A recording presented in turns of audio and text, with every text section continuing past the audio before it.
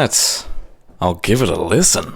Well, hello everybody. Welcome back to another album reaction. Today we're going to be following up last week's reaction, which was Periphery 1, their self-titled debut from 2010. And we're going to be following that with, naturally, Periphery 2. This time, it's personal. Periphery 1 was an interesting album. It was extremely progressive. It was my first real exposure to the djent genre, and it was mental. I found myself feeling exhausted by the end of it, which honestly is my fault. I should have listened to it in two parts because it was quite long, 72 minutes I believe. But yeah, this time it's personal, the second one. This came out in 2012, June 29th, so 2 years later. It was produced by Misha Mansour again, which I've gone on since filming the last video to find out that the first album was entirely him, both written, composed, and recorded and mixed as far as I'm aware. The entire shtick was all Misha, which is just incredible, really. As a musician myself, I don't know how.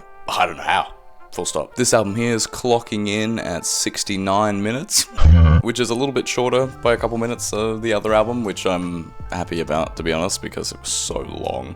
Probably could have been a couple songs shorter, to be honest. This album is also, I believe, the first album to include Adam Get Good, Nolly, which is someone I'm familiar with. Outside of Periphery, all the music that I make, I use Get Good drums, specifically the P5 kit, and it just sounds absolutely superb. His work as a sound engineer is incredible enough, but I am yet to really be familiar with him as a bass player, so I think this will be my first exposure to him actually as a performer and a musician, so I'm excited for that. Like and subscribe if you enjoy what I'm doing here, and also comment down below if you want to see anything in particular. Let me know if there's more Periphery you want me to check out, or just any music in general. I'm open to all genres. I just love discovering new music, so with all that out of the way, I'll see you on the other side.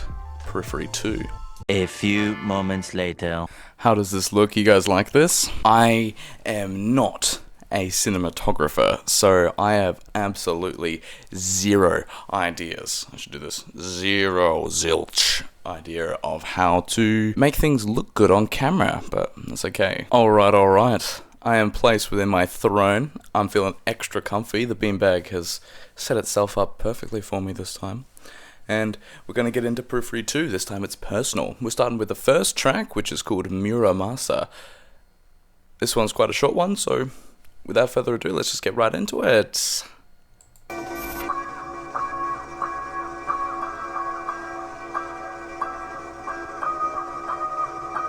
Wonder if this track serves as more of an opener than an actual song, just judging by the track length.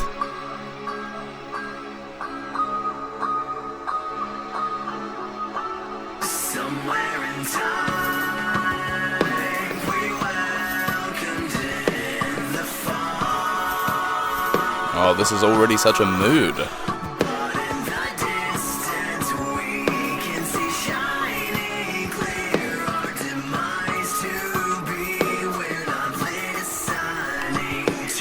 Spencer already sounds so much better. Oh, whoa.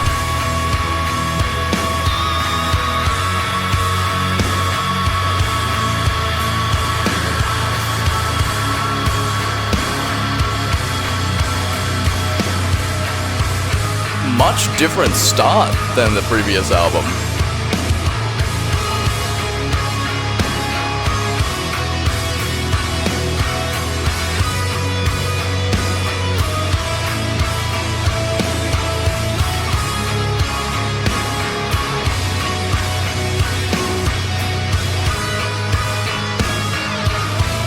So melodic.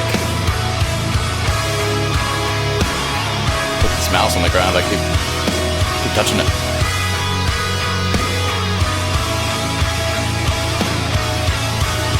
Where's the chaos I got so used to by the end of the last record?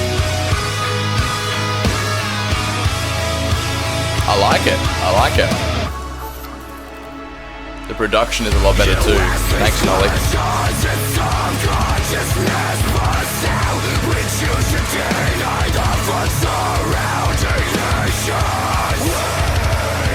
Ooh.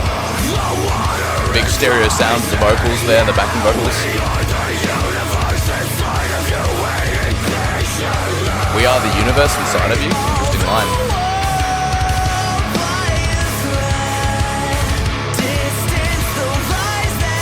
His vocals sound so much more natural here.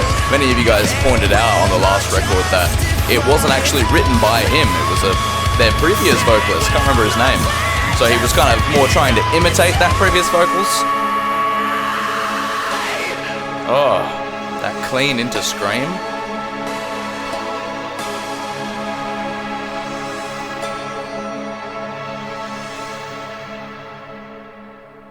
Oh, that was sick.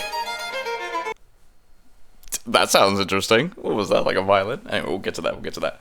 So that was the first track. That was definitely served as an intro like I expected, but wow.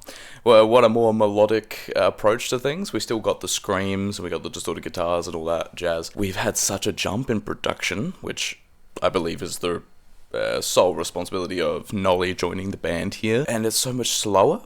The previous album had just an insane amount of chaos for chaos' sake, like many of you agreed with me in the comment section. I'm pleasantly surprised to hear that hasn't continued just of yet, because I found myself feeling quite exhausted by the other album. It started off like the craziness was a wow factor, like, oh my god, how could anyone play this? It's so insane. But then the wow factor would be removed, and all I'd be left with is, more crazy riffs. Cool.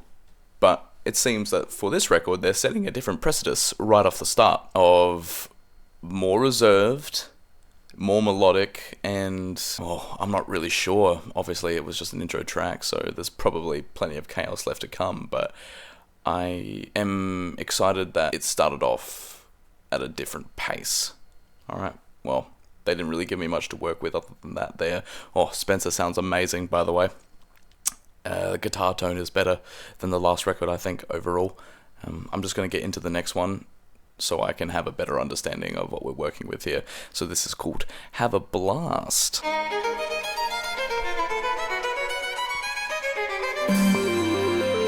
Wow. This is so quirky sounding. So...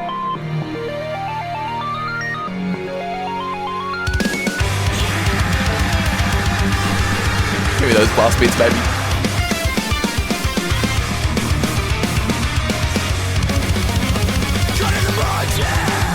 Oh wow, this has got such a cool vibe to it. It sounds playful.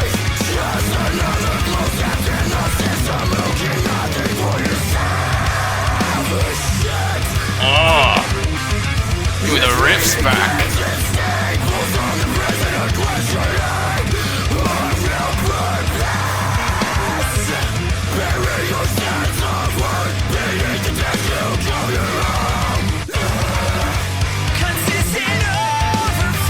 This is that craziness that I came to be familiar with.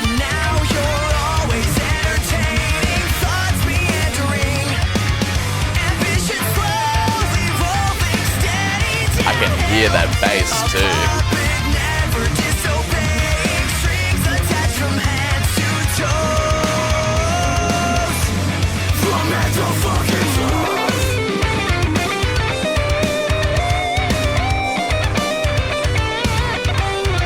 Wow, it's such a different vibe.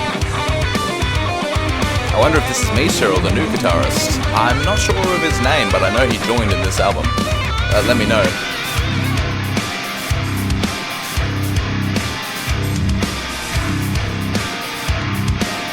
Very cool chord choices.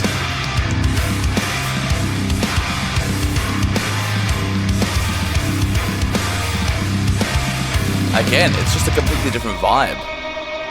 It's more influenced than just Misha. Is that ambience again? Is this the outro of the track? They did this many times on the previous record, ending with an ambient fade out. And it's the thrill of life that enables us to flow. Locked in the spirit's light, souls entwined, chatting on as one. I love this man's voice. So unique for a progressive metal band.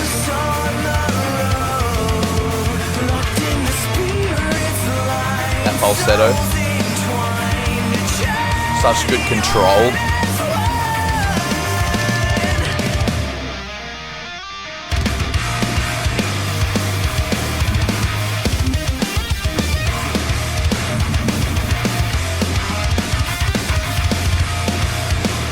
I don't know how to really describe what this makes me feel, but the chord choices and interval choices, it makes me think of slice of life anime. Is that crazy? Like, it's kind of playful, it's got that like youthful, no worries kind of energy.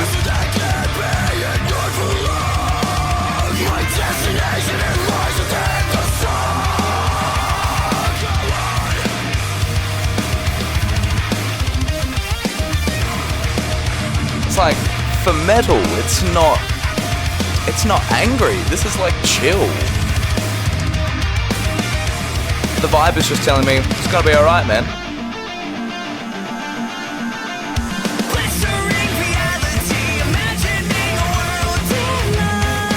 Ooh. We got those interesting semitone chord changes coming on again, modulations. They were all over the previous record.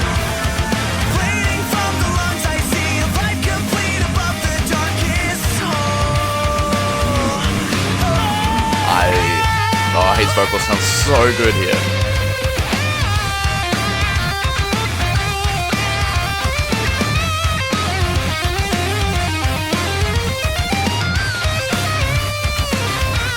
I think we're in 7 again.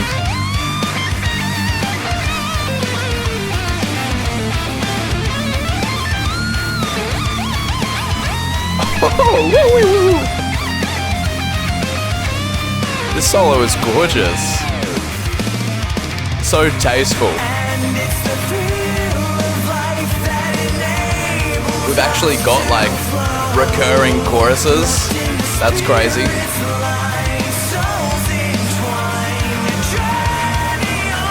Again, so chill. I'm so here for it.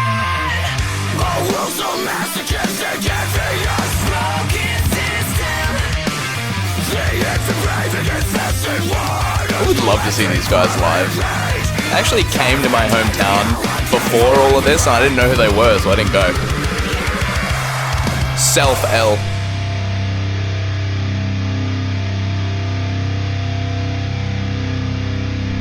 Fucking sick.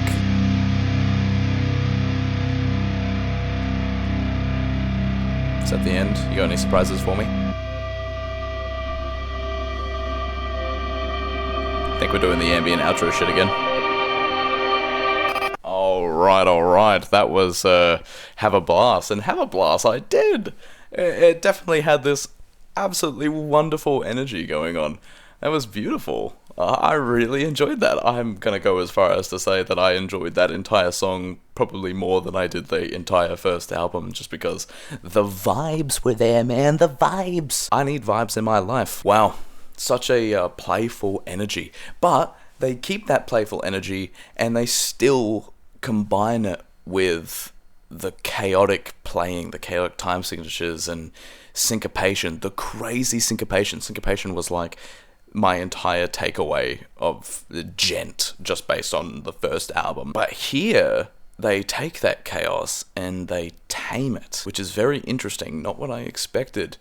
I'm so here for that. I hope that that energy persists through the rest of this record. I like how, this is a little bit of a tangent, a little bit of a side note, but I'm just looking at the next song now called Facepalm Mute, and I realized that they're so like tongue-in-cheek and not serious at all with their song titles, and I actually really appreciate that. If there's one thing I know about Periphery, it's nothing to do with the music, it's actually just the guys in the band are fun. They're fun dudes. That shows in a very subtle way through the song titles, and I just appreciate that. Great vibes, it's chill, yet chaotic. The riffs are back. Spencer's vocals are so much nicer here already. You can tell he is so much more comfortable with the material, obviously because he would have wrote it this time around. That just that pays off. That shows in his performance. Nolly on the bass, I noticed him a bit there. He sounds great, so tight, really good tone.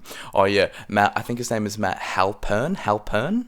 Forgive me if I'm pronouncing that incorrectly. Him on the drums, Matt on the drums, he's just going off.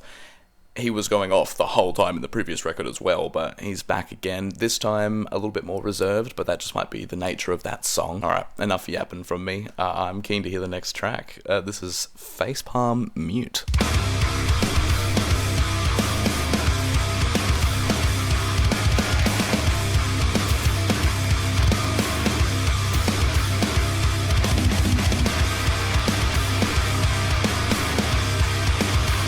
What time signature is this?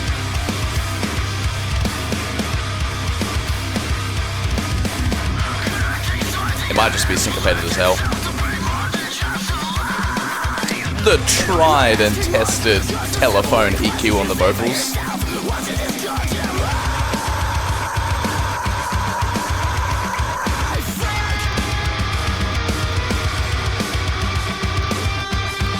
This sounds a little bit more familiar from that last album.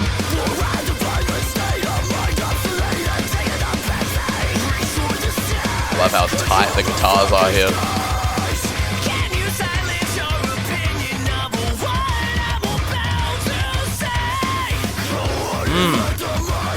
You tell him, Spencer. Yeah, here we go. Oh. I don't know how he can scream that high, destroy my throat.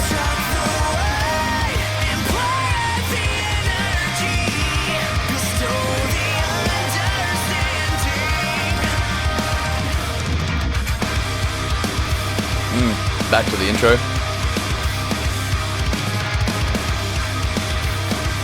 I'm pretty sure this is still just in 4, but it's so syncopated.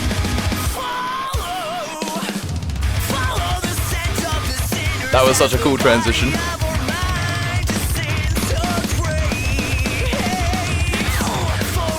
The guitars are so tight, it's mental.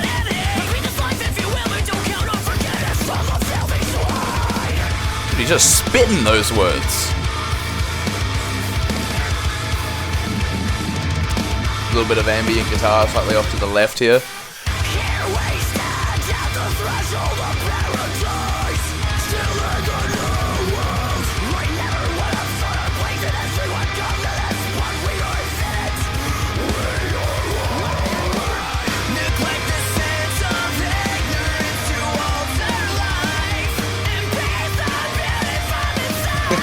It's so good. I love this.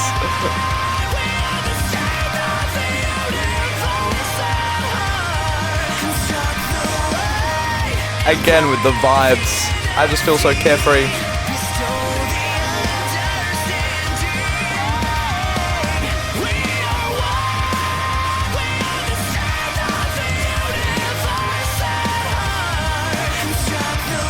I think they're doing that thing where they layer some cleaner guitars with the heavy rhythms.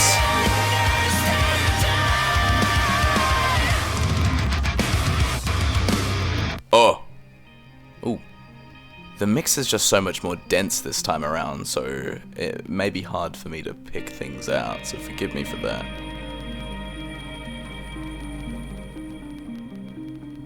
Got some synths going on here. Oh, that guitar is enveloping.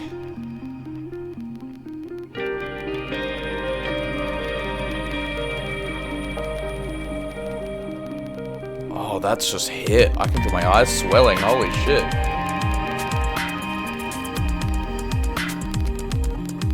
This kind of reminds me of the Subnautica soundtrack. Real ones know. It's mainly that percussion.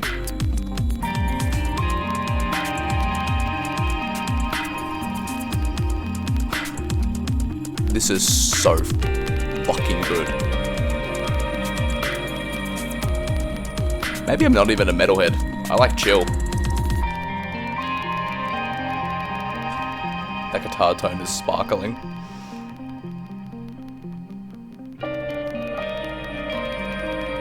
that really subtle, like, rhythm in the middle.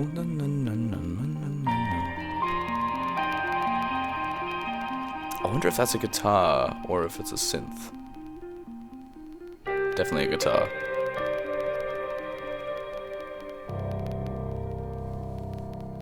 Piano says hi.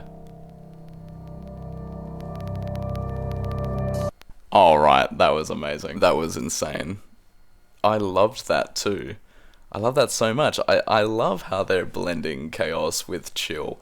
It seems that that's the whole shtick going on here, is they'll have some crazy moments, but then they'll pace them out with some more easy to follow choruses and bridges. And then that outro section, oh my goodness. That was so gorgeous. I needed that. I love that. The sparkling clean guitar tones. Oh, wow. That just instantly took me to a place. I could have just laid my head back and closed my eyes and had just drifted off into some place far nicer than the one we live in. But this is already so much better than the first album, and that's what all you guys said in the comments. The consensus from my last video was essentially just like, oh, the first album's pretty good, but you haven't heard P2 yet, and I can already see why. We're only 2 songs in. I think there's like 14 tracks on this album, so there's only so much more good to come. Or at least I hope. I hope it doesn't fall off by the second half. But yeah, so far amazing. That first track was catchy as hell. Let's go on to the next one. This one is called G, I think.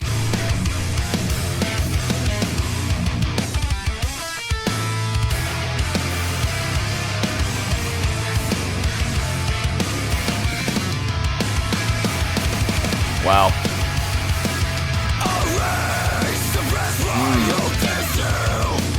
Despite the chaos, which is back in this moment here, it's still more melodic.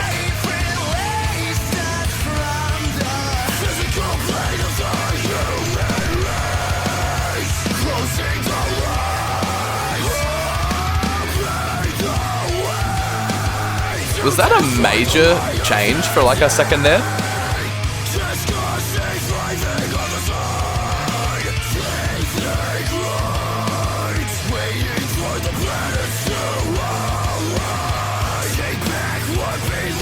This riff is so cool.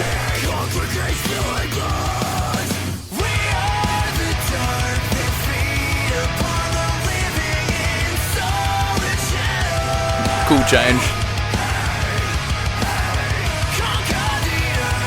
A little bit of a crowd chant moment.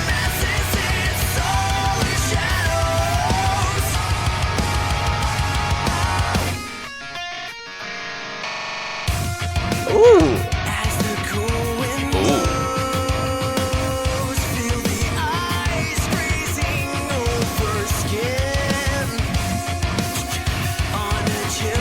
Got like a super reverberated breakup clean going on.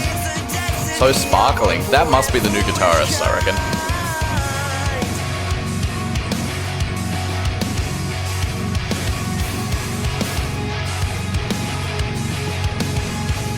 How do they come up with this stuff? The rhythms on these riffs are so, like, subtly weird.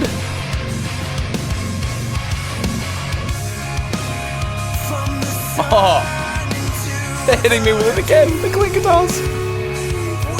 Ooh, vocals. We are in major right now. Also, Nolly, he's plucking away. Does he play with a pick or fingers? I'm not sure. It would have to be a pick, just based on the nature of the music, right?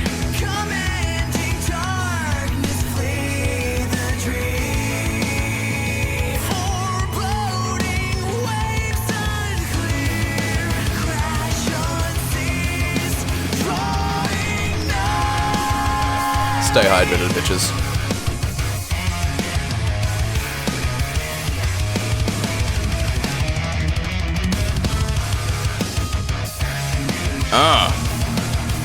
That clean guitar is still way further back in the mix, but I can hear it. Oh, they have 3 guitarists, don't they? That just occurred to me. They can actually do this live. I mean, there's 4 guitarists total, including the bassist. That's crazy.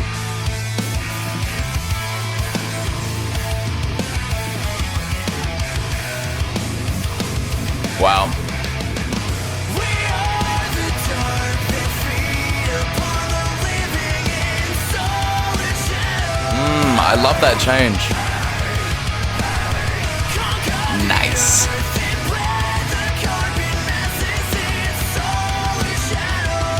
What is that change? Somebody let me know the music theory there. I'm not quite sure. I love that too.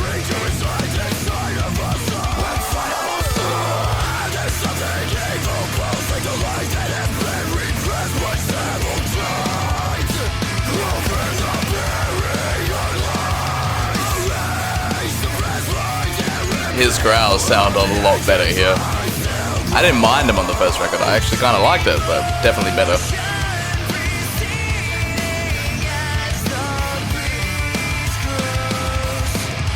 Oh, it's all so melodically dense, man.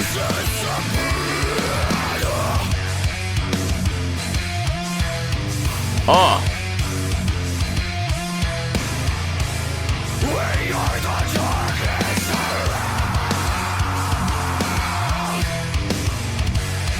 This riff is so cool.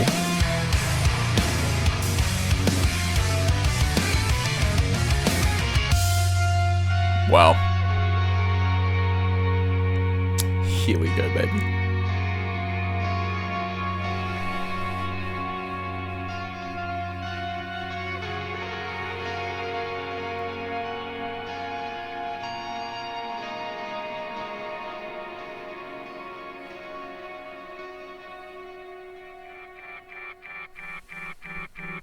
Wow. Wow. That was really cool. That was so awesome. I loved that. Didn't stand out quite as much as the first two tracks, I think, but that might just be a nature of hearing them back to back. I will feel differently inevitably re-listening later. There was a bit more interesting riffage, I think, on this song. It's just so melodically interesting. Like, they'll be playing some really weird chord changes. They'll be putting those into the riff, so they've got, you know, one, it's just insanely rhythmically complex, but then two, they're incorporating strange modulations into that, and I'm not quite sure what they are. It kind of just sounds like, to my relatively uneducated ears, that they're just like dropping a semitone or raising a semitone for a second and then coming right back, so it gives you a moment of like, oh, what's that? And then you get back to being comfortable. Those clean guitars coming in again. They're more prominent across the whole song this time around. They might have been in the other ones, but I'm picking it up now, where they'll be doing all the crazy riffage. They did this in the first album as well, but it's, I think, better integrated here. They've got, you know, the riffage going on, right, hard left, hard right, but then in the center, further back in the mix, is the clean guitar. Oh, it wasn't really clean, it was more like a breakup tone, just doing something. I don't know if it's following the same chord progression as the riffs. I'm honestly not quite sure. I'd have to re-listen and dissect it a little bit more, but it just adds something to it. And it just occurred to me, as I said before, that they can actually do that live, because they have 3 guitarists. I think it's Misha, Jake, Bowen, I think. He's the dude with the big beard, I think. And then the other guy, I don't know his name, and I'm sorry. I know he has the signature PRS guitar, so that's how I know about him at all. I love PRS, but I can't remember his name for the life of me. So sorry, Periphery guitarist guy. I think he's responsible for the pretty vibes, not gonna lie. Anyway, I'm really liking this. I'm really enjoying this. I hope you guys are enjoying it too, if you're listening to it for the first time with me. Oh man, alright, let's get on to the next one. So, coming up next we have Scarlet. I really like that name. I just love that title, so I'm excited to see what Scarlet brings to the table. Let's get on with it.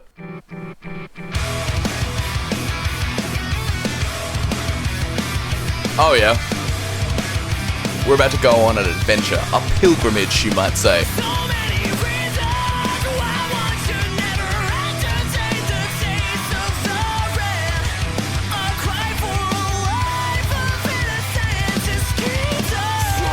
Oh, his vocals are just top tier.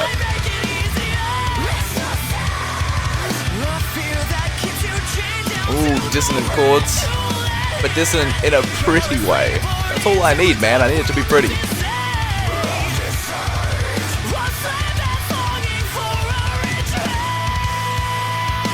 He sings with so much passion.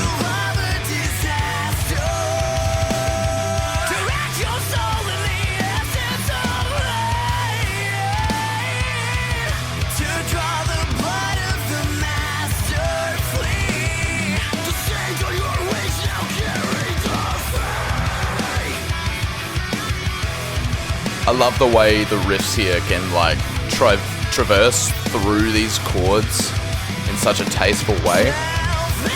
Just makes me want to pick up my guitar and learn it.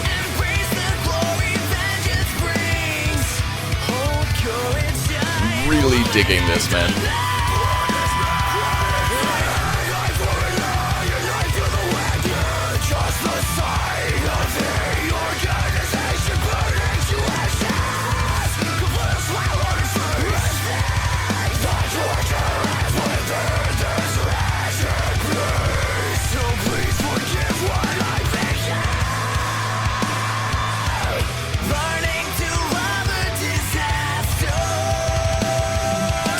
Learning to love a disaster? Is that what he said? That's quite a potent lyric.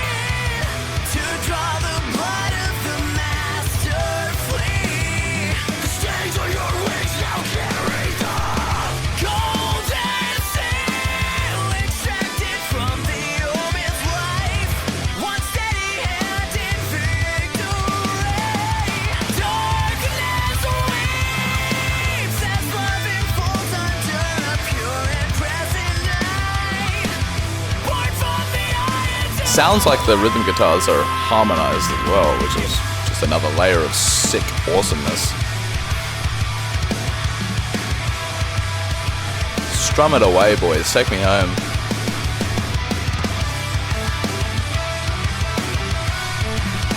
Can I just say, the drums sound amazing. The mix is incredible.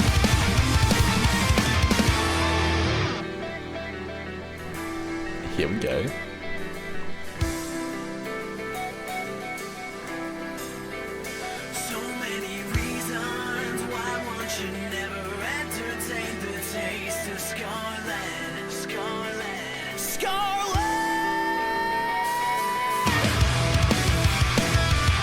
Yes.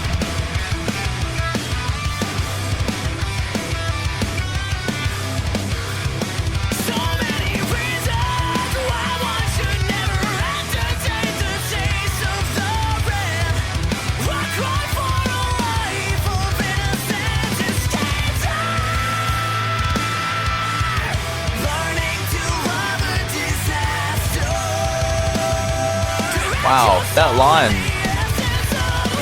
I don't have the full context, but that line alone paints such a picture.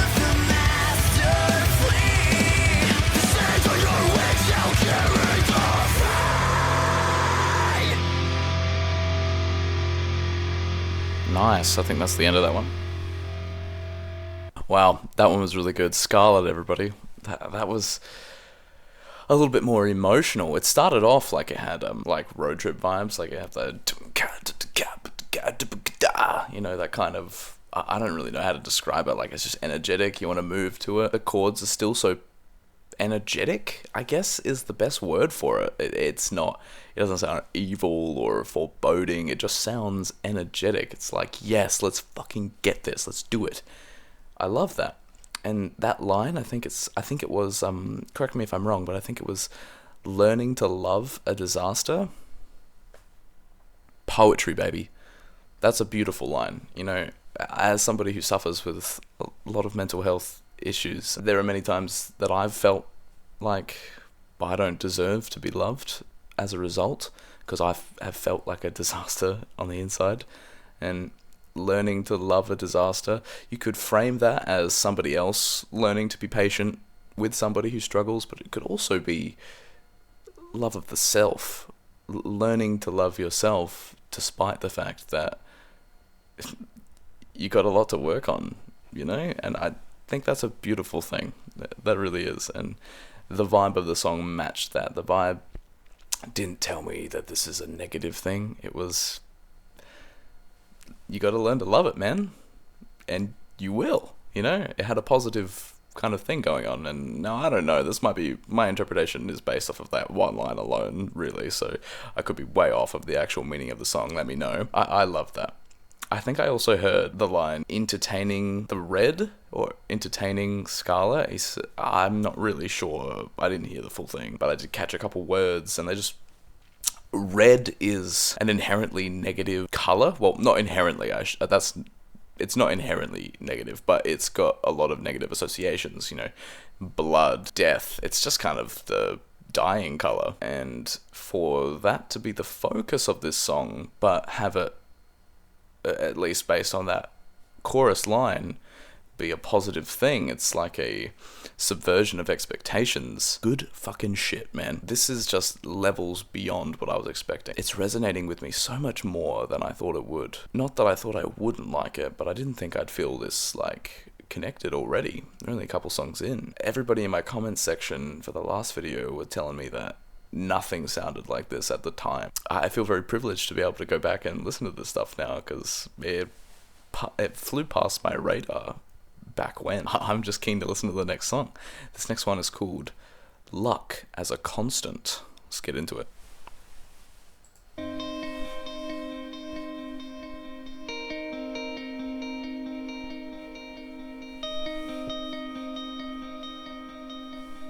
Really lovely delay.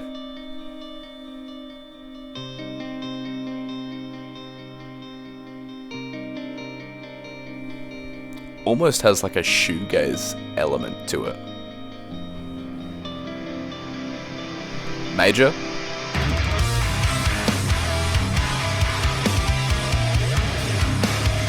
Oh my god.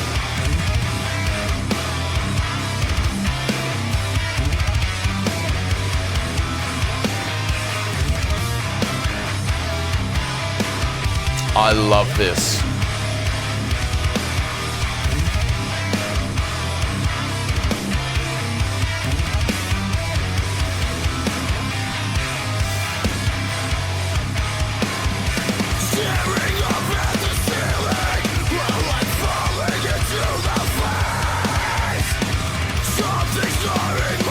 Back with that crazy syncopation.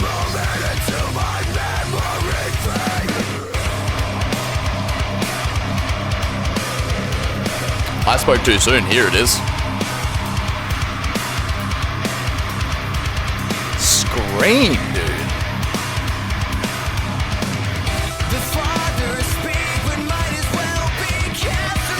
Bit more of a classic djent moment going on here.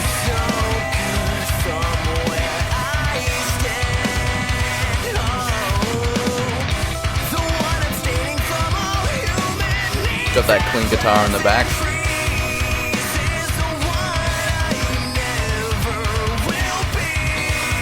This reminds me more of the first record. You got like a static rhythm section, but with that chord progression going through the clean guitar at the back and the vocals.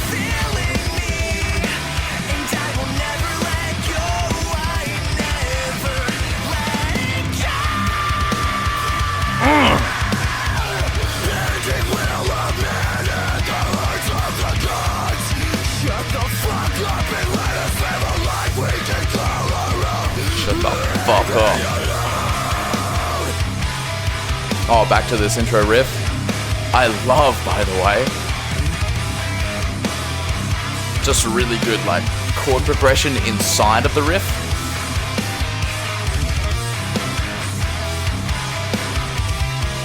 It's putting me in such a headspace. So colorful.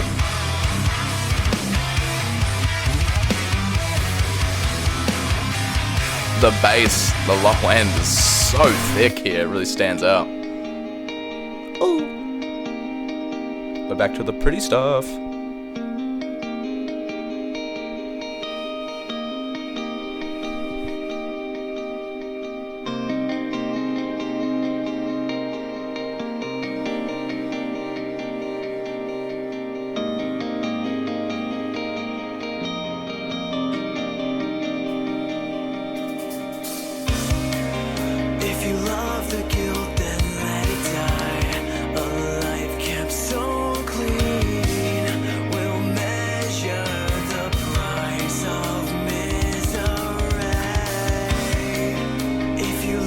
you catch that one-handed drinking action? I'm pretty good, I know. Don't have to tell me.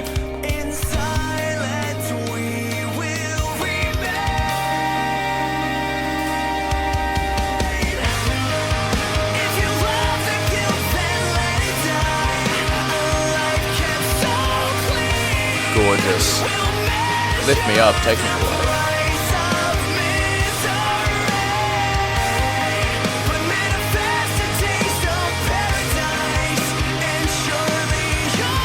The arpeggios in the back here are beautiful. Oh, Spencer. Oh my god. Oh, solo.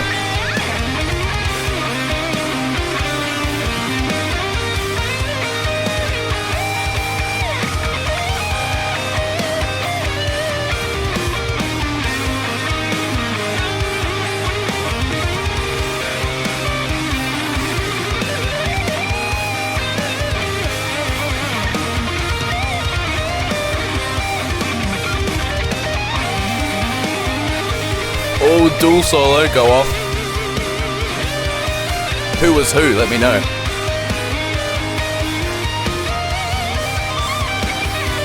Ah.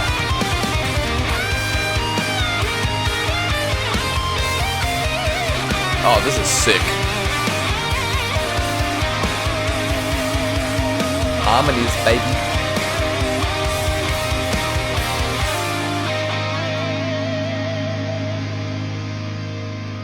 Yes. That was amazing. Very tasteful solo there. Shreddy, but yeah, it kept up with the chord progression, just like the perfect note choices.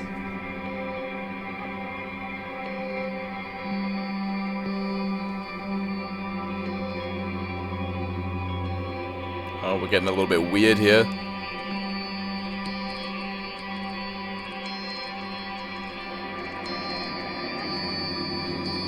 Kind of sounds like someone's just turning something with a click.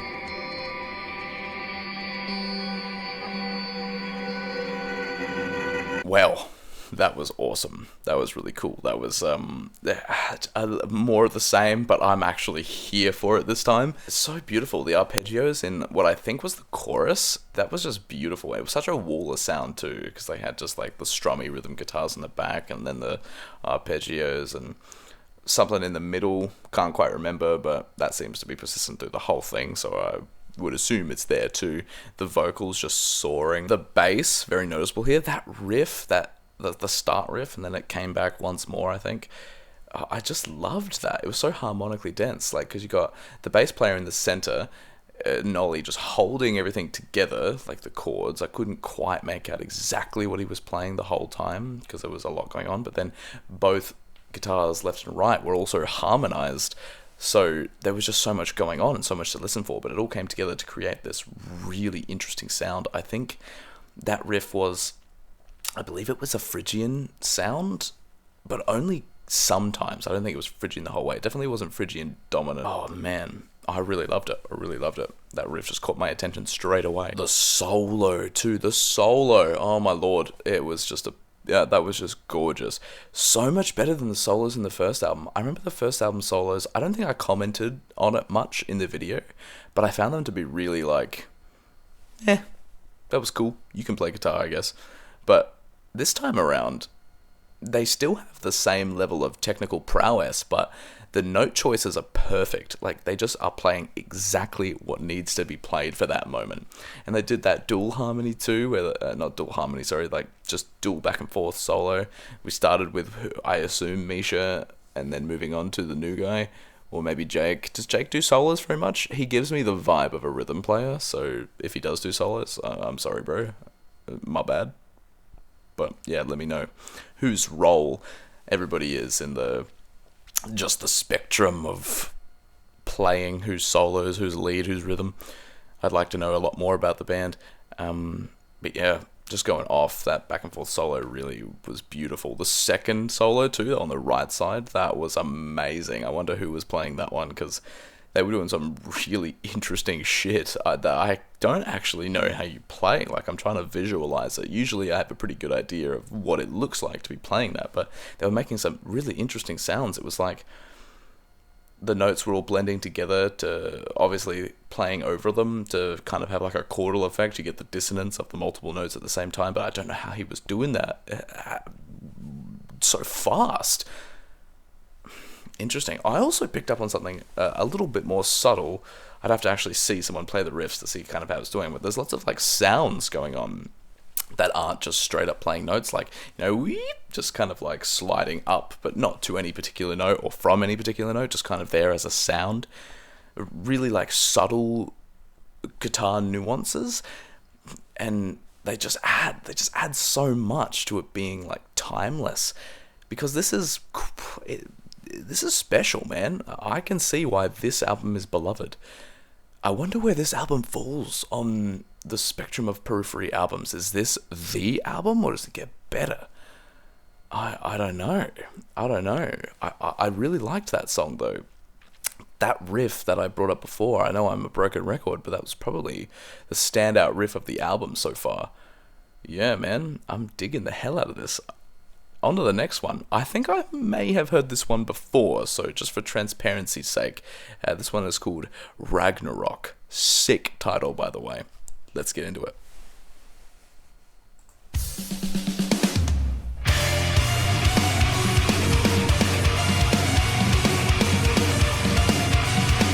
Who's playing the synth? Let me know. I feel like it would be Misha, but we'll see.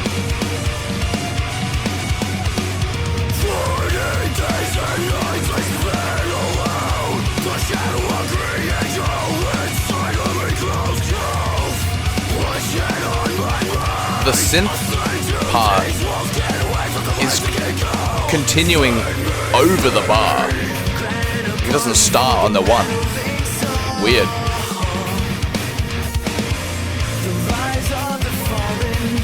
Kind of keeping the same pattern here with like the boom, bang, dum.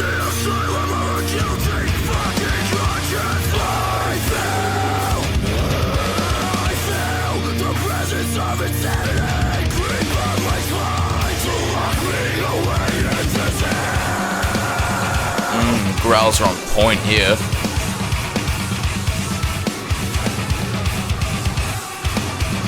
There's a lot going on right now. I think there's two like harmony guitars doing stuff in the back, and then those djenty rhythms.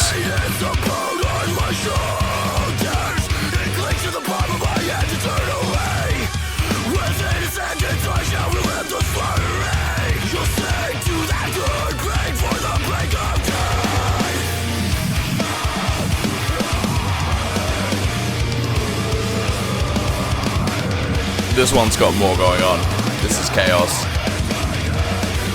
Alien noises. Oh, Gojira scrapes? Who?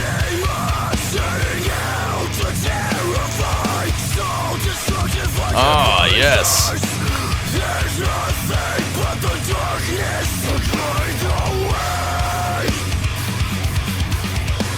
Is this the riff from the start?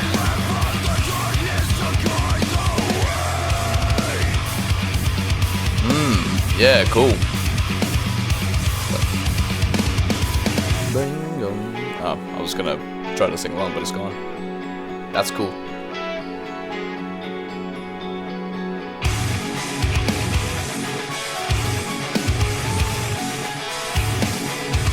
There's a piano as well.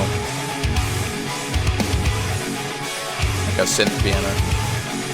Again, who's playing that? Maybe it's just MIDI.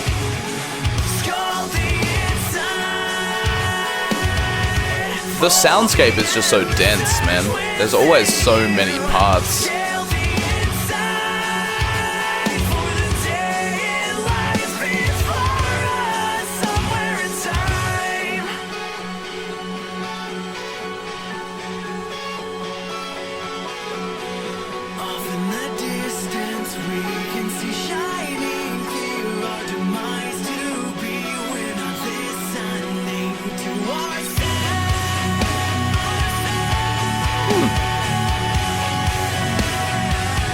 I don't really know where this track is going. Yeah, that synth sound is way more prevalent here.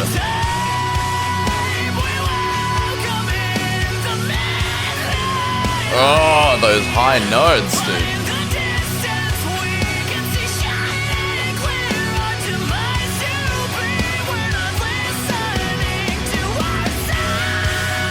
Oh my lord. He's still going. This one's epic. I guess Ragnarok, right? It's the thing.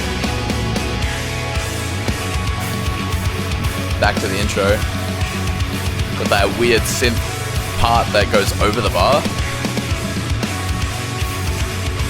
It's like, where does it start? It's kind of confusing me.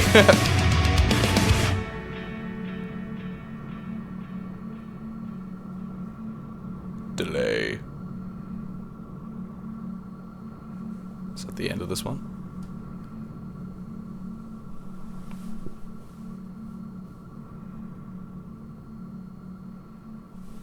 It's kind of going around. Oh, maybe it's not the end.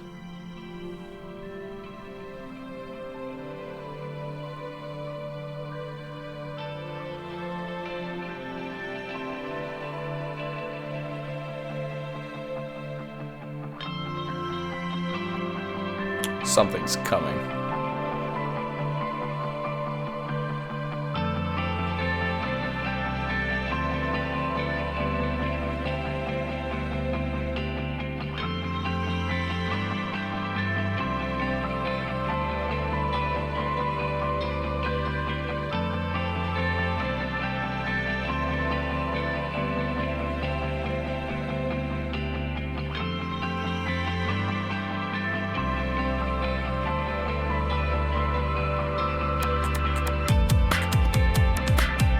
Oh yeah, lean into it. I thought it was gonna go heavy.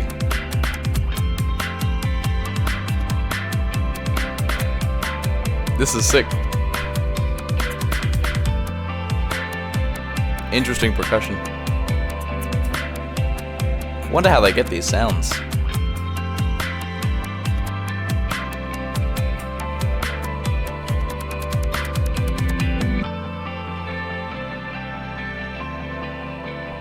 Still potential for it to get heavy here, I'm not sure.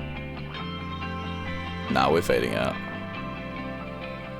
I normally don't like fade outs. Those of you who have watched my other reactions would know that, but I think I'd give this one a pass, because it's chill.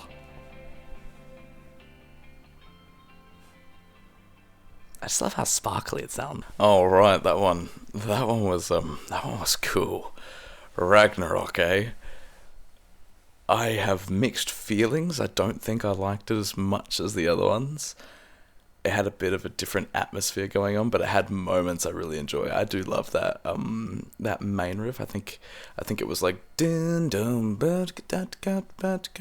you know, kind of something like that. And it had that really weird like da da da da da da like pattern on the top, but that pattern wasn't in line with the actual riff. Like as the bar would start and the riff would repeat, the line would still be going. Like it has like a displacement going on, which was really whack. I want to know what's going on there. I'd have to hear it a couple more times. Overall though, that probably is the main part of the song that I super enjoy, which is just the nature of it. They can't all be winners, but it was still good. I still enjoyed it. That clean section at the end was a nice change. I expected it to go heavy again for like a final breakdown or something, but it just remained chill, which I actually appreciated. A little bit of a moment to just relax as the album goes on. I wonder if we're getting towards the halfway mark or if we've still got a bit to go. I don't want to look because I don't want to spoil. I just want to go with the flow of it.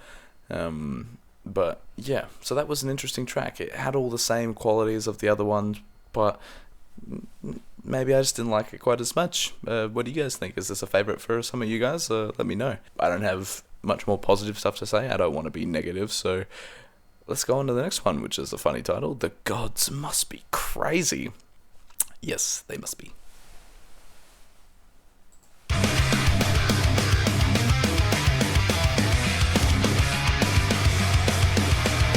I have not been mentioning the drums very much, but they're crazy. So clean. Oh yeah.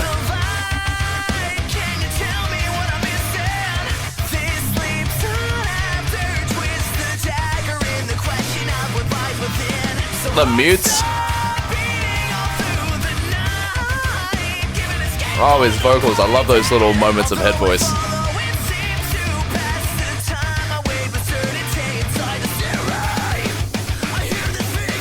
He can go into screaming from singing so, like, effortlessly.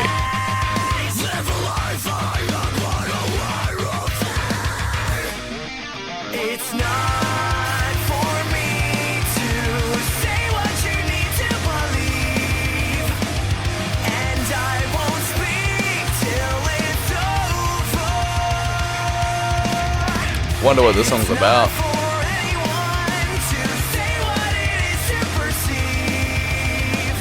Is this a critique of religion, perhaps?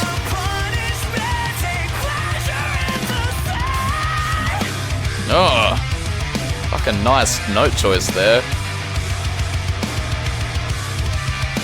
Those lyrics make me think this is a critique on religion, you know. I can't say what you need to believe, or I can't tell you what to perceive.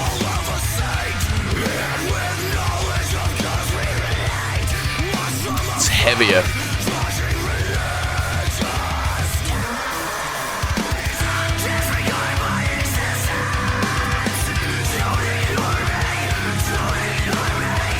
I love the vocals here. That telephone EQ.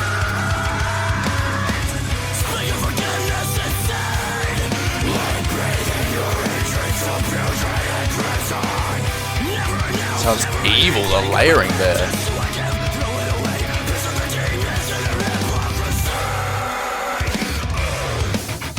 Oh! I heard him say demons and hypocrisy. I think I might be onto something. I love those mutes.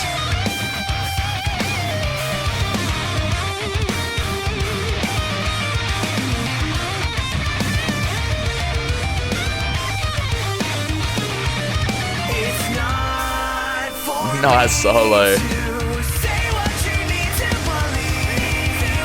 That's a good chorus. I'm digging it.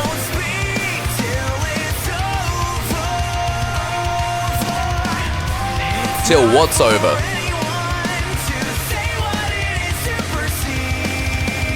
It's not for anyone to say.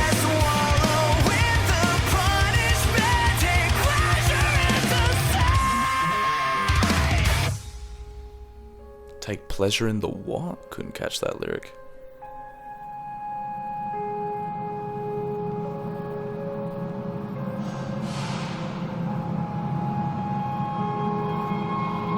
These sounds are evocative for some reason. I don't know what it is, but I'm feeling things. Feels or reels. Ooh, Make Total Destroy. I know that song.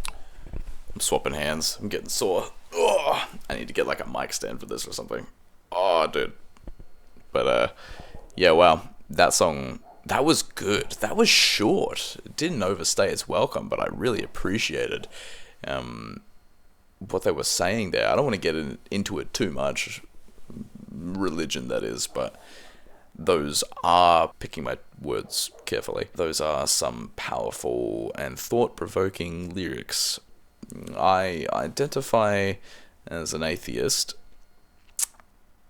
but I'm not totally closed off to the idea of religion and the concept of believing in something that's greater than yourself. I think in many ways religion is a really beautiful way to bring people together, but in saying that it's also responsible for so much bloodshed and so much hatred. So it's really a complicated and extremely nuanced subject. This song seems to be anti-religion, at least on the surface from the lyrics that I picked up, like the chorus saying, I can't tell you what you need to believe, and it shouldn't be anybody's right to say what to perceive, which is, my interpretation of that is, they're of the perspective, the band are of the perspective that you can't tell people to believe anything. You have to let everybody individually find their own find their own thing to believe in, their own version of the world that we live in, and I can empathize with that perspective, but I'm also thinking it's honestly impossible. Everybody flocks together. We're social creatures, so I think it's easy to see religion as a comfort blanket in a way, because life is inherently quite meaningless. I'm not trying to be dour, I just think it is. We're here just because we are. There's not much more to it. And that's okay. I think that's okay. But many people, myself included at times, get caught up in it. And it's like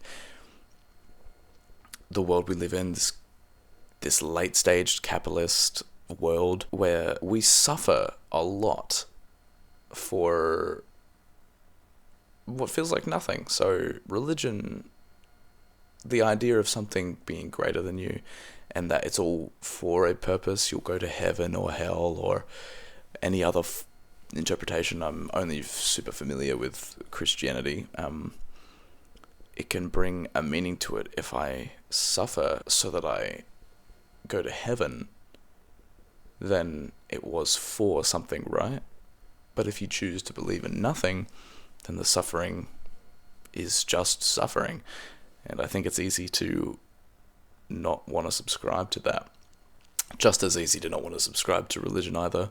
But yeah, it's such an interesting topic. I could talk about it a lot. I won't, because it might ruffle feathers, and we're just all here trying to have a good time, listen to some music, bang out some tunes, have a good time, and I don't want to bring any religious, political subject matter into too much of the limelight, but with the nature of the lyrics here, I feel it necessary to some extent. Yeah, the song itself almost feels overshadowed by that, just on my first listen. Very powerful, very thought-provoking. I'm going to get into the next track now, which is a song that I have definitely heard before, because I have been trying to learn the first riff of it. It's Make Total Destroy. Honestly, the song that kind of started this journey for me, because my band, Impetus, shout out, shameless, we play in drop G sharp, and I only recently joined the band within the last year or so, so I was thinking, oh, well, what can I learn that's in drop G sharp? And then I came across, I believe it was a Nick Nocturnal video, shout out to that guy, where he just played like heavy riffs in drop G sharp, and this one came up, and I was like, yeah, let me challenge myself, that looks crazy, and it's all this crazy octave tapping stuff, and learning that made me go, I want to check these guys out more, and here we are. So yeah, let's get into it. Make Total Destroy.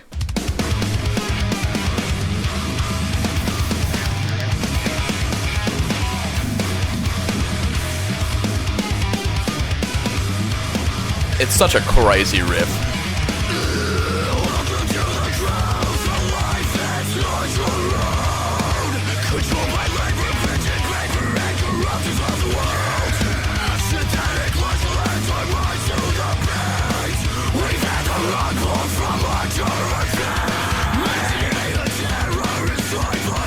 The chaos of that riff code comes by you so fast that it's hard to even know what the hell is going on.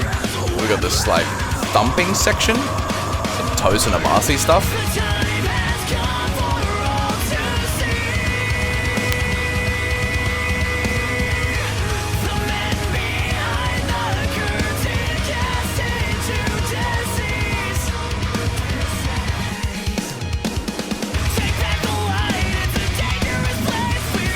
This song feels like a pretty decent blend between the sound of this record and the previous one.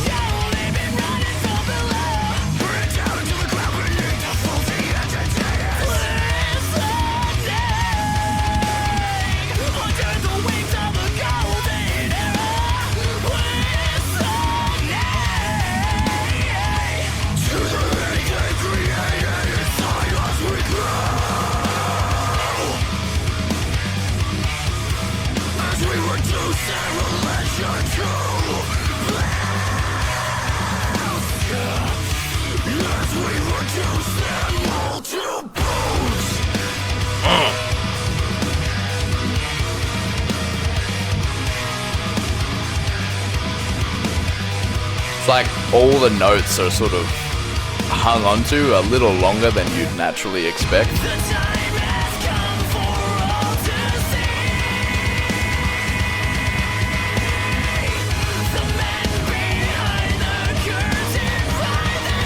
Djent is so interesting. I find it really hard to follow these kind of riffs.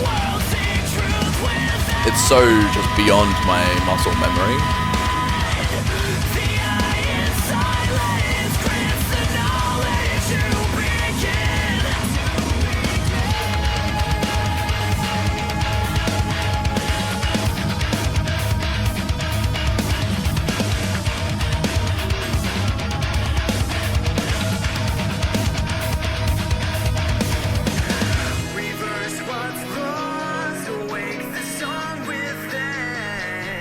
I really appreciate these moments. A reprieve from the chaos.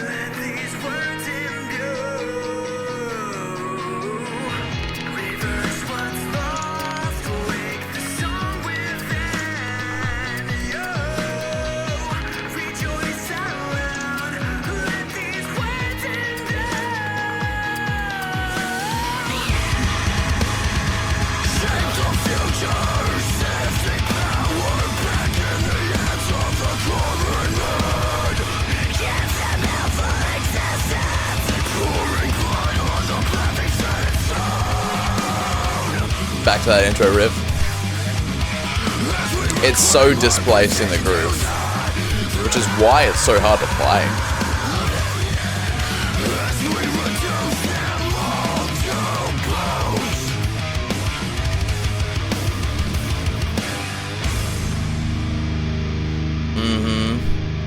They came in, they said fuck you, and then they left.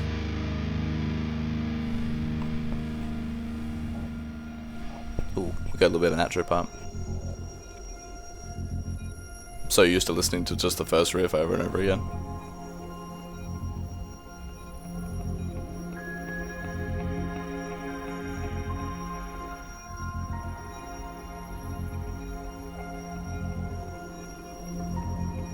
It's like an electronic heartbeat, that sound.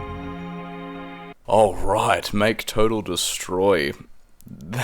Make Total Destroy, indeed. It's such a silly name, but it totally encapsulates the chaos, the extremity of that song, or at least moments of that song. That intro riff, like I've tried to play it. I think I've almost got it.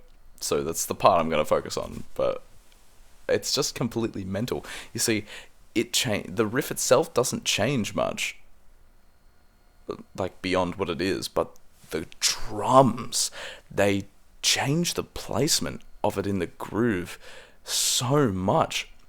At the beginning of the song, it's really easy to follow because the drums and the guitars, like feel wise, are pretty much right in sync. You know, do a little, get a little, bow, bow, bow, bow. Like it's all kind of on that same pulse.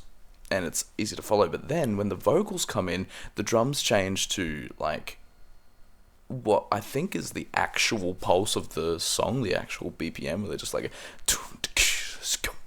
you know, just like a seemingly easy to groove to thing, but then the guitars are displaced with that, and they're doing some crazy whacked out shit, and it's really hard for me to find where it lays in the beat. It's insanely impressive. I guess it's just rhythmic displacement, right? Because it's actually insane. The more I think about it, the more I'm like, how on earth do they play this? Because that's when it trips me up. When I'm playing, I can follow it for the first loop, but then the vocals come in and the groove changes, and I can't like keep up consistently. It's just absolutely mental. I wonder how they write it. I suspect that they maybe notate it first, or they put it in MIDI and they learn it from there. That's kind of how I would do that. It's really something special. It's something insane. I don't think people give that enough credit on its own. I mean, the drummer, dude, like the guitarists going off crazy, kings. But the drummer being able to hold all that down, hats off. I can't clap, so... but like, wow. Mental. And I also watched a little cover, not a cover, sorry, a a bass playthrough. Nolly is playing all that same shit with the octave tapping and everything. I have no idea how he can do that. It's hard enough on the guitar, yet alone on the bass, where the frets are much wider and the strings are thicker, and oh my god, I couldn't even imagine it. Just hats off to him. It goes to show how much of an insanely skilled player he is. The rest of the song is just okay. It's got one of the lesser catchy choruses, I think. You know, like that section. It's just okay, but that first riff is just ridiculous. And then right at the end there, they do some metric modulation with like a triplet feel. It's just crazy. Kind of reminds me a lot more of the first record, where the whole shtick is syncopation, metric modulation, displacement, like just all rhythmic complications. It's also melodically pretty interesting, but rhythm is where it's at. Rhythm is the name of the game in, I guess, in general, I suppose. But yeah, wow. It's just, it's really just on another level. I don't have much more to say. It's just like crazy. Yeah. Well, with that, I'm ready to get into something new. We've got Erised. It kind of looks like erased, but with an I. Sorry if I'm pronouncing that wrong. Anyway, let's get into it.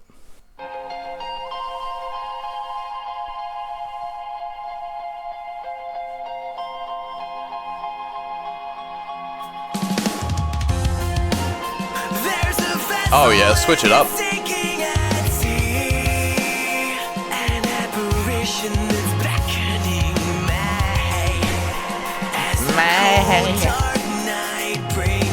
He plays with his vowels a lot.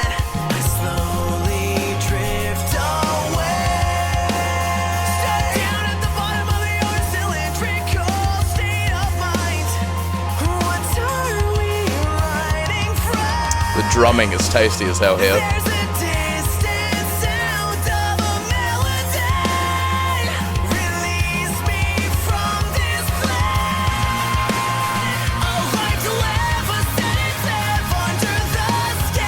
This is like a ballad.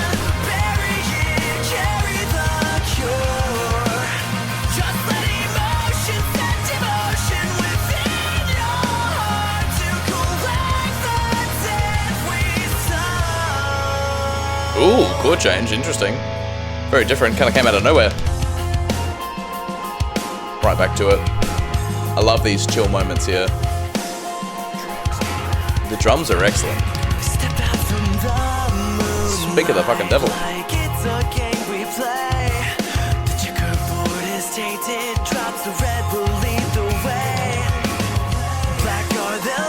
Spencer leaning into a bit more of a pop influenced sound here.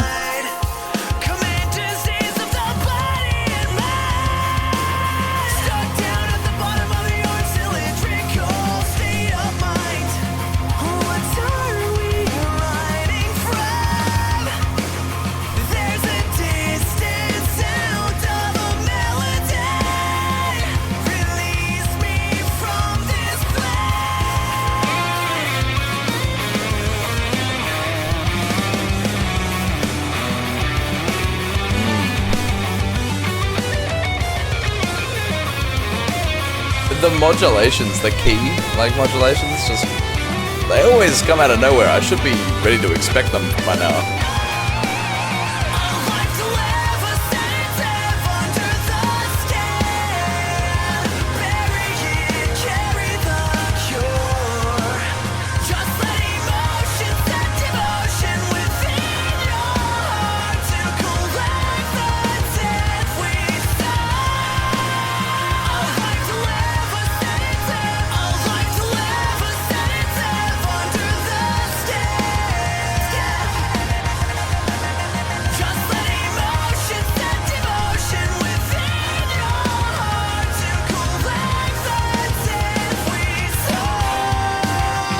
That snare sound. I'm like hyper focused on the drums now.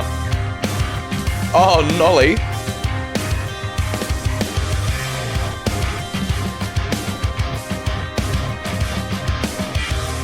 groovy. Collecting sanity, simply ready for the life that awaits your lead. There's a distant sound of a melody. Its eye won't leave this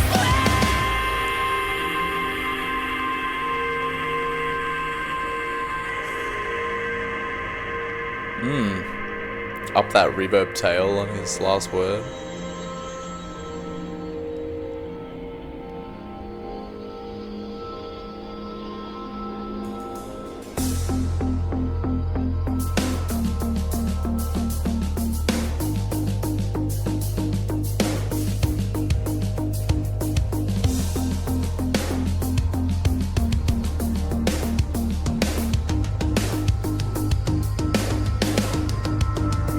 Going off from the drums, man.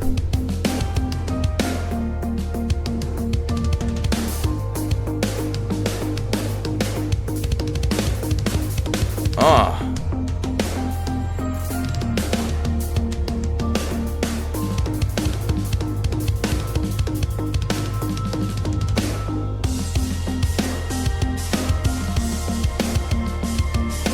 This is just a masterclass in how to be the best drummer ever.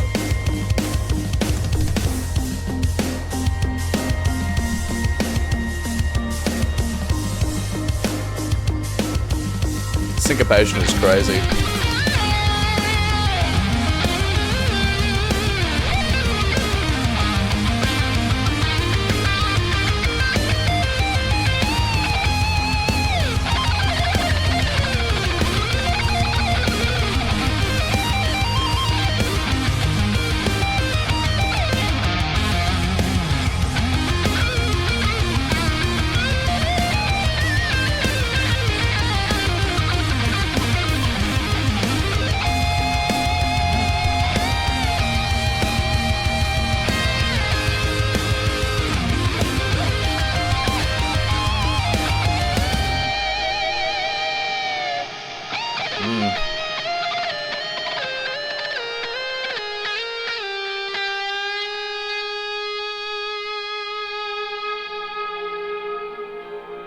Nice. Bit of an odd moment for like some solo guitar there. That's a lovely solo, by the way. Ooh. Didn't expect the song to end there, my bad. Wow, that was really good. That was there was a I'm running out of words to describe this. We are an hour and a half in, so forgive me, I'm getting a little fatigued again, but not in the same way. I'm enjoying it this time. That solo was really good. It was a bit more of a traditional just guitar shred solo there, but still the tasteful note choices. They definitely know how to outline the chords within their playing, which I really appreciated. Also, I was a little stuck for a while there at the end, you know, the like the way that synth sound was clearly outlining the groove.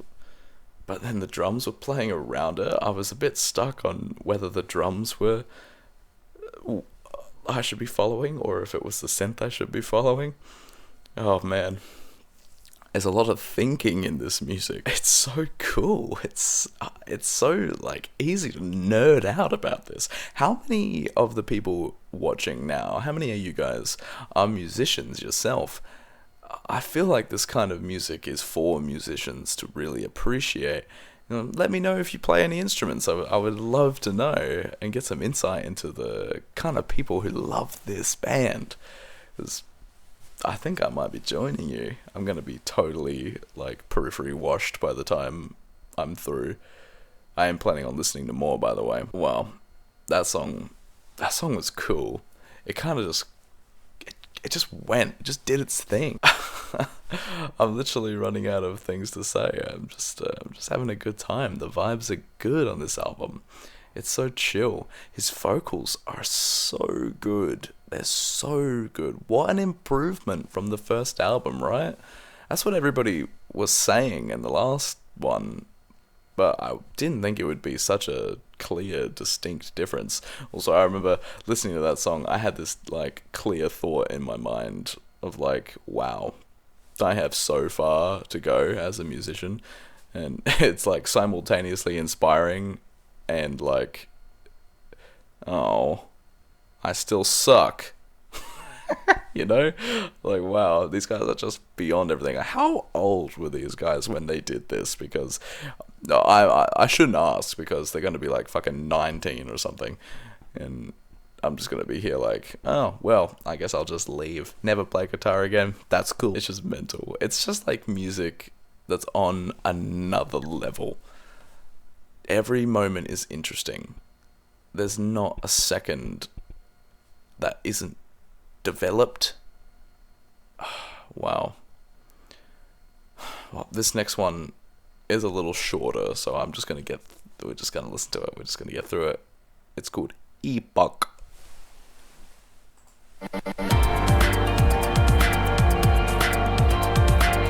Feel like I'm on like a bullet train in a hyper sci-fi Tokyo or something.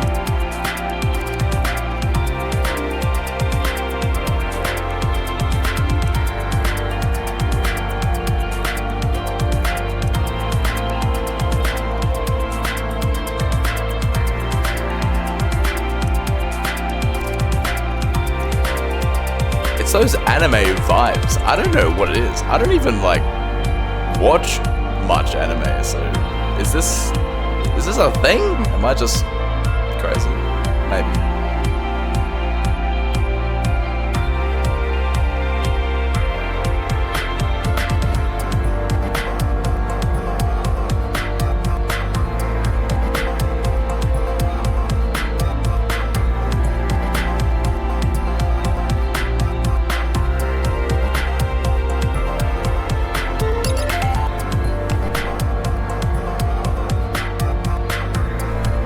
Oddly enough, this has reminded me of the Celeste soundtrack. Any gamers in the chat? If you know, you know, it's a beautiful OST.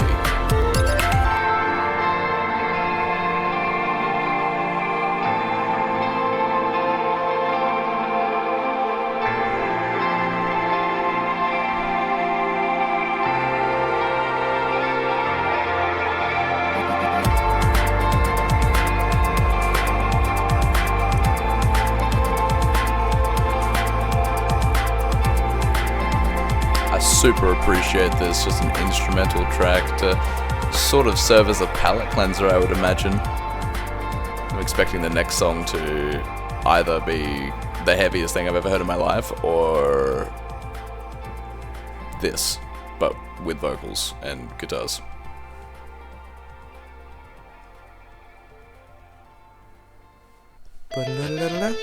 That was so sick, Epoch. That was so good. That was so chill, man. Like, I mentioned it before about the anime vibes. I don't know where I'm really getting that from. It might just be, like, my own personal bias, but the, like, sort of happy, chilled out, relatively, like, positive vibe just makes me feel or see images in my head of something slice of life, montagey. You know, I mentioned it being sci-fi. Like, imagine a sci-fi Tokyo right now, like Tokyo and New York blended, where it's like there's screens everywhere and all these colors, but rather than interpreting that as dystopian, you see it like a cool futuristic setting, kind of like Spider-Man. I think it's 2099. Any Spider-Man fans in the chat? Look, I know I'm rambling, but the way music has the ability to paint pictures in one's mind is probably my favorite aspect of the entire medium. Like, I just came up with a whole story for like a 2-minute little instrumental track. I love that. Not much more to say. We're going to get on with it. The next song is called Froggin Bullfish. Great name.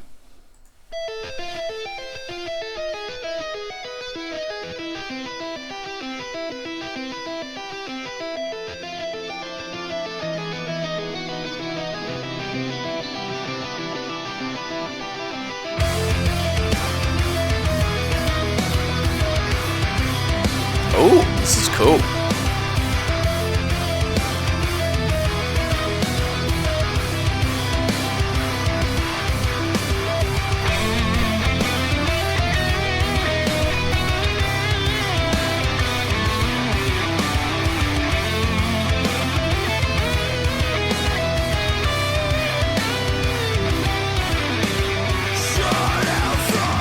Oh wow.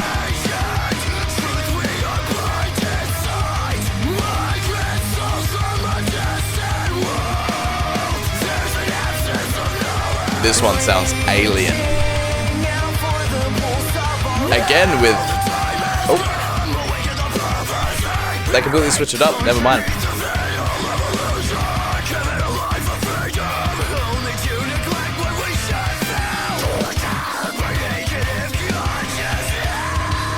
Oh my god. His vocals are so much more filthy this time around.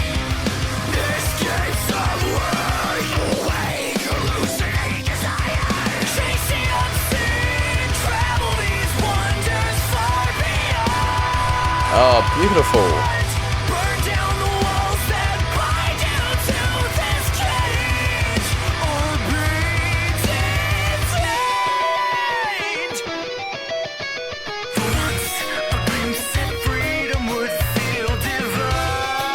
This is so strange.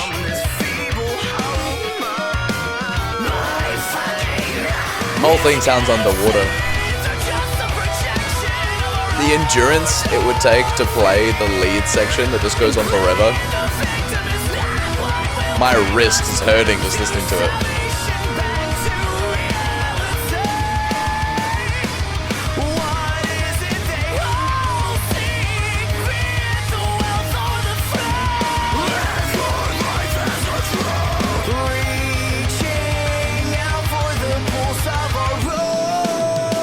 Ooh.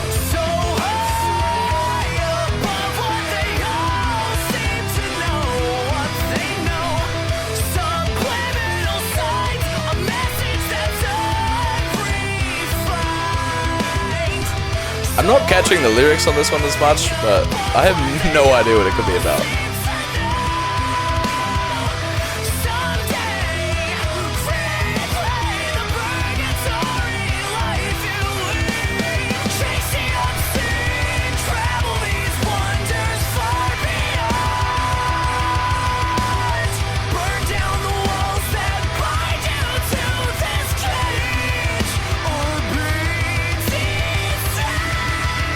Oh, dude.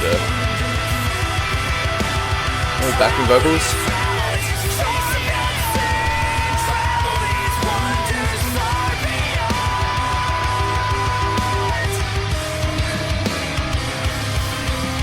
Another key change, I think. This song's a bit more all over the place.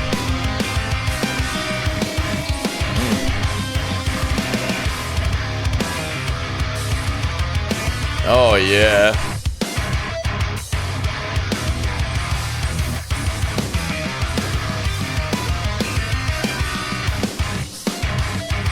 Dude, whoop, whoop.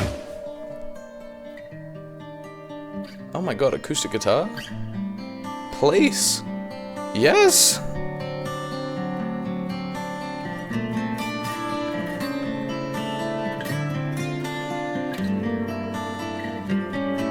Uh-huh.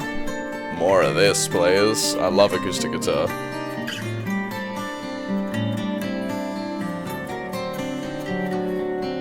Oh.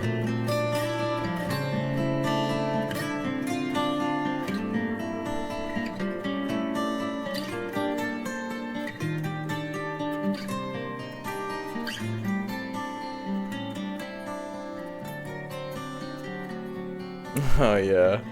That dominant 5. Oh, that is gorgeous. I need to learn that part.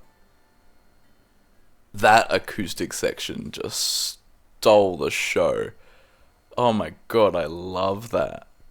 Oh, that was such a beautiful change of textures. Because so far in all Periphery up until this point, That's the first acoustic guitar ever. Like, it's all been clean electrics, which sounds beautiful and sparkly, but there's something so cozy to me about an acoustic guitar and the sound that you get from just the steel strings. Oh, I love them. Acoustic guitars are dear to my heart. I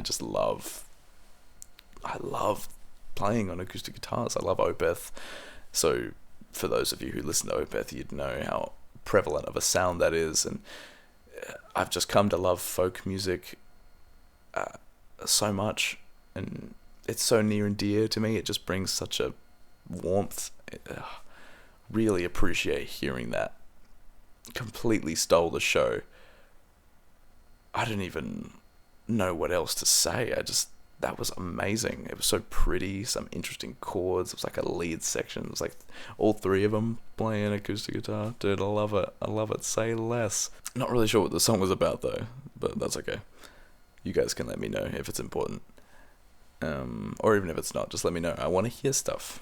I like interacting with you guys. It's cool. We got a little thing going on. This song was really strange overall. I'm thinking back to earlier sections and the parts that were being played, and harmonically it was everywhere. The chord changes were prevalent all over, but I think the weird chord changes were the sound of the song this time around, rather than being moments to shock you. It made it feel like it had this weird push and pull of emotions, and I think I might understand the point of it more when I read the lyrics. Well, alright. On to the next one then. This next one is called Mile Zero.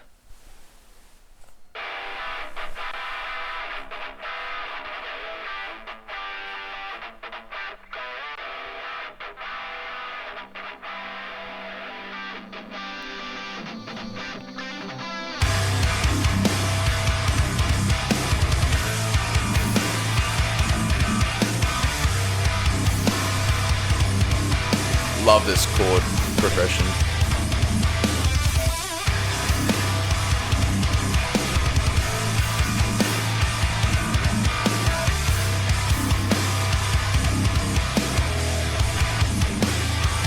It starts as one festering feeling, the kind that cuts from the flesh down to the soul. No way. Love this has some like attitude to it.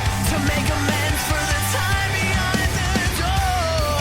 Street lights, feed lights, straight to the mind of the wishful wanderer. How could he give up? No second chances to say goodbye. Yes, I love this. There's some sort of pad that's creeping in at the back, filling the space. The lead's going on the left.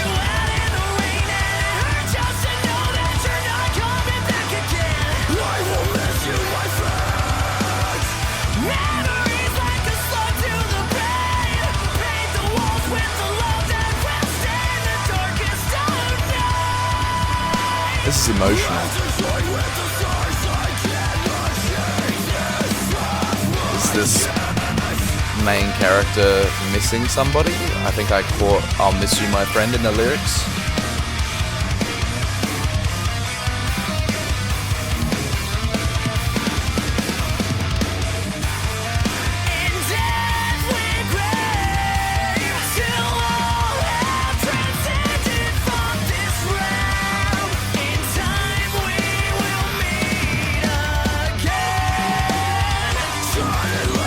I love those like build up, those glides up to the notes that the singer does.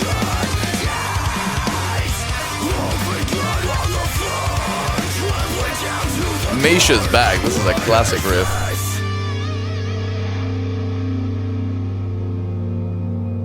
You gonna give me more cleans?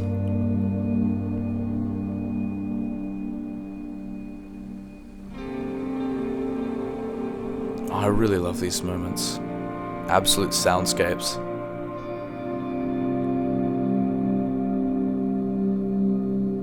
It's been a long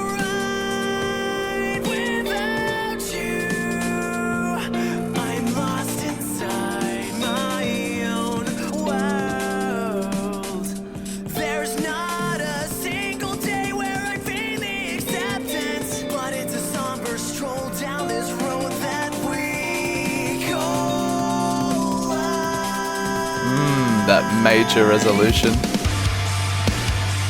I love this. This is a good one.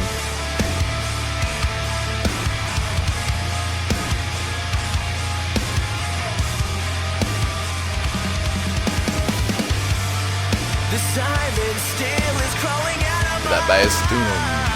my sedated side. Locked in with the drums. How can I be free?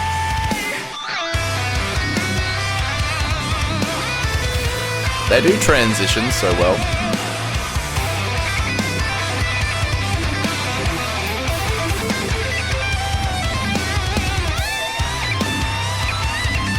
Oh!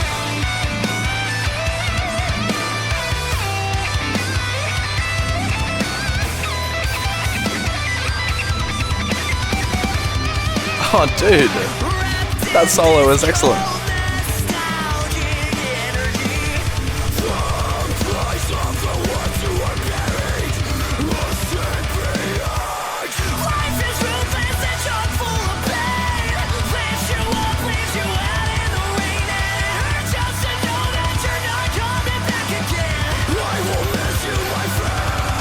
I will miss you, my friend.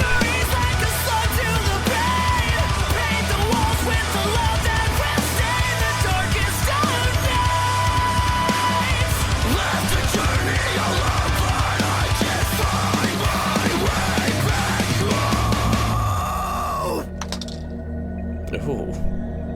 That sound, it's like somebody dropped something. This song is emotional and maybe has a hint of darkness to it. I'm not really sure. It's all about missing somebody. Is it about a death, maybe? Or just a breakup? Oh shit, I think this is the end of the album. I didn't even realize we were that far in. I thought there was way more to go. Well, anyway, that song was excellent. I loved that one. It had a flow to it that I appreciated. It wasn't as all over the place as this second half has been at moments, which was good. It was good reprieve, but it seemed like such a sad song. It made me feel emotional. I didn't talk as much. I was just listening, just enjoying being there in the moment. And the lyrics, the only one that I caught 100% was like, "I will miss you, my friend." It was in a growl. "I will miss you, my friend." You know, fucking sick, by the way. His vocals sound excellent. The growls are so much better this time around. What an insane improvement. Tangent time, but like, how did it change so much? Is it just because he was imitating the written vocals of the previous vocalist in the last record? Or did some massive shift happen in 2 years? Like, what? He sounds so good here. Anyway, but so some sort of death or breakup or just a termination of a relationship, a friendship in this case, I would assume. Something went wrong, somebody's missing, and this protagonist feels that to some degree. I'm not sure of the details, but I appreciate that kind of lyrics, just relatable. I've lost friends, I've had to move on from people that I wish I didn't have to. It's a common human experience that everybody has to be put through at one point or another if they wish to grow, and it's hard. And I think the vibe of that song encapsulates that. It was emotional, didn't overstay its welcome. It just got in, told you how to feel, and then left. Not a lot of memorable riffs, so to speak, but chord progressions that were just potent. And that solo was beautiful. The solo was excellent. It was so shreddy, but like I've said before, it's just the perfect note choice to evoke the emotions that the band are looking for. And I love it. I really love it. This album is excellent. Way beyond my expectations, to be honest. Damn. I'm sad it's nearly over. We're about to head into the last track, which is called Masamune, or Masamune. Let me know if I'm pronouncing it correctly. Let me double check the first song. So the first track was called Muramasa, so this is like a direct part 2 to that, I guess. So you had Muramasa and then Masamune, and they kind of like bookend the record. I'm interested to see, I don't fully remember what the first one sounded like, but I'm interested to see how they end it. If you're still here with me, I appreciate the hell out of you, man. Let's get into it. Let's finish this album. Masamune, let's go.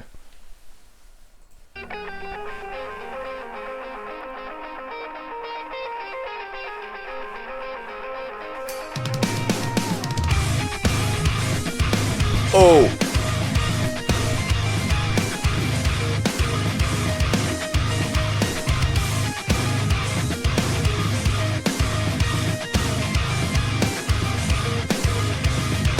As I slip away, thoughts rushing through me, angelical or a demon that's calling my name.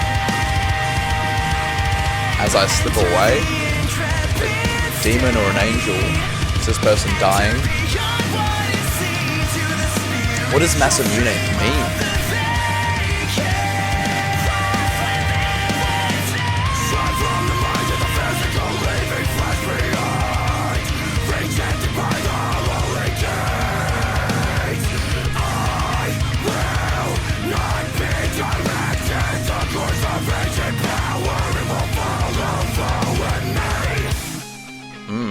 Those vocals, the vibes in this song are on point. Dark and grim for a memory, measuring all the glory as it seemed. Was it enough for eternity? Foolish schemes for a destiny lined with dreams all came crashing down on me. What will become of the energy? So cruisy. The vibes here. Ooh, minor chord.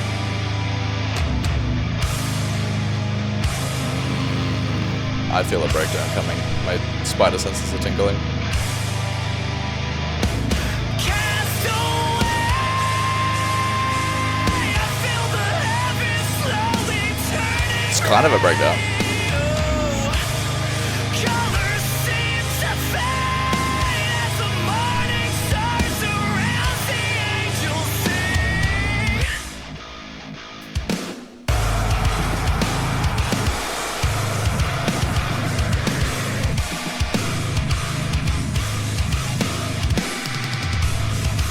Oh, those like glitches.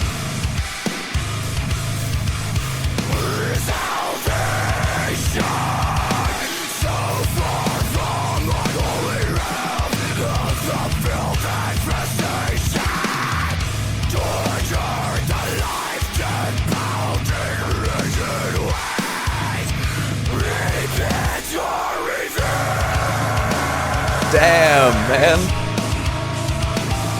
He's got such a versatile range of sounds that he can put into his vocals this time around. There's no pardon for a memory soul. Somewhere in time we will Lots of ambience going on. now in the distance I can see shining clearer to my soul. We're not listening to ourselves.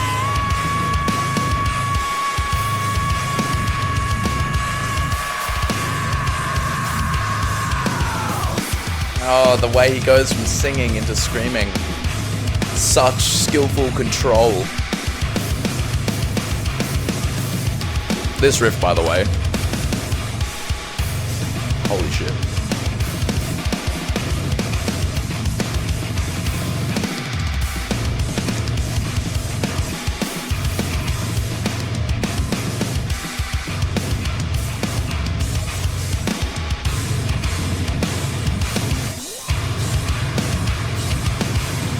Some vocals way at the back.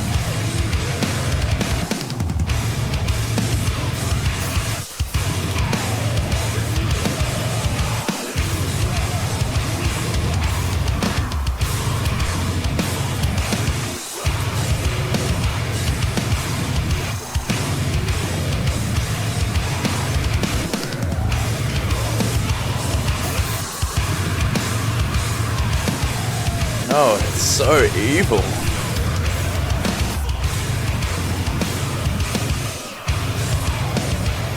Just so many sounds.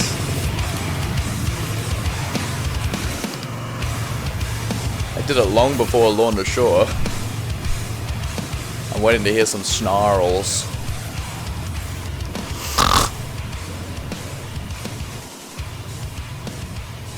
Is that the end of the song? This song has flown by.